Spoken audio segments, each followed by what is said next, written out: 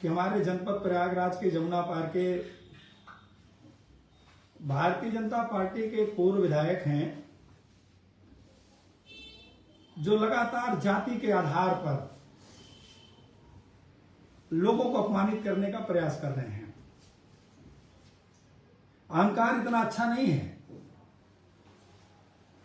हमने थोड़े दिन पहले देखा कि जातीय जनगणना का विरोध करेंगे, आरक्षण का विरोध करेंगे, वहां तक तो राजनीतिक था, लेकिन धीरे धीरे इतना अहंकार हो गया।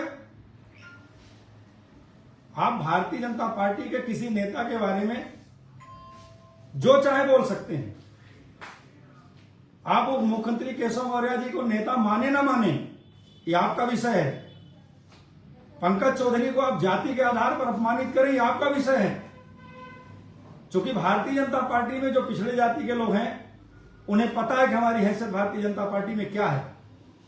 लेकिन आप समाजवादी पार्टी के बारे में गलत टिप्पणी करना, पीडीए की किसी जाति के बारे में गलत टिप्पणी करना, यह बर्दाश्त के बाहर है। इसको पीडीए समाज बर्दाश्त नहीं करेगा। कल मैंने वीडियो में देखा कि आप पीडीए की जाति, हमारे नेता आदरणीय अखिलेश यादव जी और पीडीए समाज के अभिन्न अंग, जो हमारे समाज की मार्शल कौम है, जो पीडीए की ताकतवर कौम है, यादव समाज के खिलाफ इस तरह का बयान, इस तरह की बातें जो बर्दाश्त करने लायक नहीं है। मैं आज इस फेसबुक लाइव के माध्यम से प्रशासन से मांग करूंगा, सरकार से मांग करूंगा कि जिनका चरित्र ही गुंडई का रहा है, जिनका इतिहास ही गुंडई का रहा है, जिन्होंने हमेशा गुंडई के आधार पर राजनीति किया, ऐसे लोगों को संज्ञान लेना चाहिए। कहते हैं कि अखिलेश जी हमको बुलाएंगे, हम नहीं जाएंगे। उन्हें नहीं पता है कि इनके जैसे कितने लोग अखिलेश जी के यहां लाइन लगाए हुए हैं। इनको नहीं पता है कि अखिलेश जी में इतनी ताकत है कि जिसके ऊपर आशीर्वाद कर देंगे वो एमपी एमएलए बन जाएगा, मिनिस्टर बन जाएगा। शायद ये इनको पता नहीं है। मैं आज लाइव के माध्यम से एक दिन मुझे एक घटना और याद आती है। थोड़े दिन पहले मैंने सोशल मीडिया में देखा कि मेरी इच्छा थी, मैं ददुआ को खत्म करना चाहता था। उन्हें पता नहीं है कि जब स्वर्गीय शिव कुमार ददुआ धरती पर थे तो पता कर लेंगे उस जनपद में अपने संबंधियों से कि आंख मिलाना तो छोड़ दो, सामने खड़े होने की हैसियत नहीं थी। खत्म करने की बात करते हो, जो मन आए वही बोल देते हो। आज माननीय अखिलेश जी को आप इस तरह की बात कर रहे हो। याद करो, आप कहते हो उत्तर प्रदेश में जो घटना होती है उसके पीछे यादव का हाथ है। आज से लंबे समय पहले कौशाम्बी में पासी समाज के लोगों को खुलेआम मारा गया, उसके पीछे किस यादव का हाथ था? अभी थोड़े दिन पहले ठाकुर शिवसागर सिंह की खुलेआम हत्या कर दी गई, वो ठाकुर समाज के थे, उसके पीछे किसका हाथ था? पाल समाज की बेटी कौशाम्बी में उसके साथ बलात्कार किया गया, उसके पीछे किस यादव का हाथ था? और इतना नहीं, विधानसभा चुनाव खत्म होने के बाद हमारी विधानसभा के आशीष त्रिपाठी मुन्ना को खुलेआम मारने का प्रयास किया गया, उसके पीछे किस यादव का हाथ था? जिसका इतिहास ही गुंडई का है वो दूसरे उल्टा चोर कोतवाल को डांटे। कौन नहीं जानता? कौन नहीं जानता? आप लगातार आरोप लगाते चले जा रहे हैं कि समाजवादी पार्टी के नेताओं ने मुकदमा कायम कराया। कौन था 96 में? उत्तर प्रदेश के अंदर किसकी सरकार थी?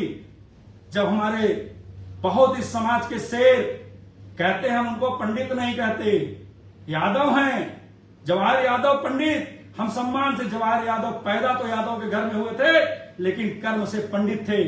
पूजा करते थे, पाठ करते थे, पूजा करने ही जा रहे थे। मैं इस बात को बड़े दुख के साथ निंदा करता हूं कि इस तरह का समाज के अंदर विभाजन की बात नहीं की जानी चाहिए। ये लोकतांत्रिक देश है, लोकतंत्र में सबको अपनी बात कहने का अधिकार है। कहते हैं मैं झुकता नहीं, बिना झुके उत्तर प्रदेश की सरकार ने आपको माफ कर दिया, बिना झुके उत्तर प्रदेश की सरकार ने खुलेआम घूम रहे हो। मैं भी चुनाव लड़ रहा था, मैं जानता था किस तरह से जेल में लोगों से मुलाकात की जाती थी, किस तरह से दबाव बनाया जाता था। मैं नहीं चाहता कि समाज के अंदर जाति संघर्ष हो, लेकिन अगर इस तरह का प्रयास किया जाएगा, हमको याद है भारतीय जनता पार्टी की सरकार थी, कोरोना का कार्यकाल था, कौन था मेजा का विधायक? हमारे इसी मेजा के अंदर ब्राह्मण परिवार के 3 बच्चों को कोरोना में बाहर से आते समय मौत हो गई। कौन मदद किया उनकी? कहां गए थे ये ब्राह्मण शिरोमणि? उस समय अखिलेश यादव जी ने बढ़कर के परानीपुर के हमारे 2 समाज ब्राह्मण समाज के लोग थे, राम शिरोमणि शुक्ला, राम सृजन शुक्ला, जिनके बेटे को 1-1 लाख रुपया देकर प्रोत्साहन करने का काम किया। अड़ई ने ब्राह्मण समाज की मदद किया। कौन था विधायक मेजा का उस समय? कोई पीडीए का व्यक्ति विधायक नहीं था, भारतीय जनता पार्टी के विधायक थे। कहां चले गए? उससे मदद करने की याद नहीं आई। इसलिए मैं आज केवल अपने साथियों से कहना चाहता हूं कि इस तरह से समाज के अंदर कोई बात नहीं कही जानी चाहिए। सब लोग अपनी लगाम, जवान पर लगाम लगाएं, संयम बरतें। सबको अपना इतिहास पता है, सबको सबके बारे में पता है। कहीं ऐसी स्थिति ना हो जाए कि जिस तरह से समाज को आग में डालने का प्रयास किया जा रहा है, ये बहुत ही निंदनीय बात है। ये लोकतांत्रिक देश है, हम लोग संविधान को मानने वाले लोग हैं। हम चाहते तो हम इन तमाम सवालों को लेकर के सड़क पर उतर सकते थे, लेकिन मैंने सोचा कि फेसबुक लाइव के माध्यम से पहले मैं उनको आगाह करना चाहता हूं कि जाति संघर्ष अच्छी बात नहीं है, जातियों के आधार पर अपमान करना अच्छी बात नहीं है। आप केशव मौर्य जी को अपमानित कर सकते हो, वो आपके भारतीय जनता पार्टी में काम करते हैं। आप पंकज चौधरी आपके पार्टी के प्रदेश अध्यक्ष हैं, उनसे मेरा कोई लेना देना नहीं है, लेकिन आप दूसरे पर समाजवादी पार्टी और पीडीए की किसी भी जाति को अपमान करने का अधिकार आपको नहीं है। इसलिए मैं पुनः बार बार इस बात की निंदा करते हुए चेतावनी देना चाहता हूं कि अगर आप दोबारा कभी पीडीए समाज के किसी खिलाफ अगर इस तरह की बात कही गई तो हम लोग चुप नहीं बैठेंगे, हम लोग सड़क पर निकलकर संघर्ष करने का काम करेंगे। मैं अपने नेता माननीय अखिलेश यादव जी का आभार प्रकट करता हूं। कभी खुशी दुबे किस समाज की बेटी थी, उसकी मदद के लिए किसने हाथ बढ़ाया? हमारे नेता आदरणीय अखिलेश यादव जी ने हाथ बढ़ाया। वो सभी जाति धर्म की बात करते हैं, वो समाज को जातियों में नहीं बांटना चाहते, लेकिन कुछ चंद लोग हैं भारतीय जनता पार्टी के जो उनको जातियों के रूप में परिभाषित करने का प्रयास करते हैं। मैं उनसे कहना चाहता हूं, इतिहास उठाकर देख लो। आज हमारे पार्टी के नेता विरोधी दल माता प्रसाद पांडे जी हैं, हमारे पार्टी में तमाम ब्राह्मण समाज के लोग हैं जो आज हमारे समाजवादी पार्टी का नेतृत्व कर रहे हैं। समाजवादी पार्टी कोई जाति के आधार पर काम नहीं करती है। समाजवादी पार्टी उत्तर प्रदेश के विकास के लिए, समाज के चौमुखी विकास के लिए काम करती है। इसलिए मैं माननीय अखिलेश यादव जी का आभार प्रकट करते हुए मैं इस बात को दावे के साथ कहना चाहता हूं कि आज पूरे उत्तर प्रदेश का पीडीए संगठित है। लाख प्रयास करो, बहुत दिन तुमने आपने लड़ाने का काम भाजपा वालों ने किया। बहुत दिन तक पिछड़ी जातियों को, दलितों को आपस में लड़ाने का काम किया। अब पीडीए के लोग लामबंद हैं, छोटी फालतू की बातों में आने वाले नहीं हैं, इस तरह के उकसाने में आने वाले नहीं हैं। लेकिन इन सब चीजों का जवाब समय आने पर दिया जाएगा। 2027 में माननीय अखिलेश यादव जी को मुख्यमंत्री बनाकर इसका पूरी तरह से जवाब दिया जाएगा। मैं दावे के साथ कहना चाहता हूं कि अब अखिलेश जी को कोई रोकने वाला नहीं है। जो अखिलेश जी के रास्ते में आएगा कुचल दिया जाएगा, जो अखिलेश जी के रास्ते की रुकावट बनेगा उसको समाज एक किनारे ढकेलने का काम करेगा। वोट लेना होता है तो हिंदू और जब बात करनी होती है तो कभी यादव को कुर्मी से लड़ा देंगे, कभी कुर्मी को किसी जाति से लड़ाएंगे, कभी हिंदू को मुसलमान से लड़ाएंगे। बंद करो ये काम करना। अब सभी पीडीए लामबंद है और लामबंद होकर इसका जवाब देगा माननीय अखिलेश यादव को मुख्यमंत्री बनाकर। बहुत निंदा है, बहुत तकलीफ है।